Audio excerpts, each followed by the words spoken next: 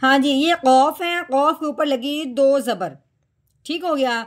दो ज़बर हो या दो ज़ेर हो नीचे या ऊपर ही दो पेश हो तो उसको तनवीन कहते हैं। यानी कि दो दो जहाँ भी होगी हमने कहना तनवीन आ गई। जैसे अब दो ज़बर आए हैं तो हमने कहा कि दो ज़बर आई तो यानी कि कौफ के ऊपर तनवीन आ गई।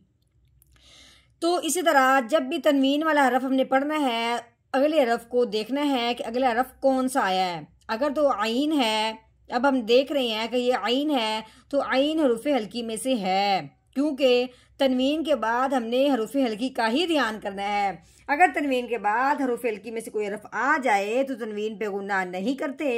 अगर हरूफ हल्की में से कोई हरफ ना आए फिर तनवीन पे गुना करते हैं, वो भी कौन सा, इख्फा का।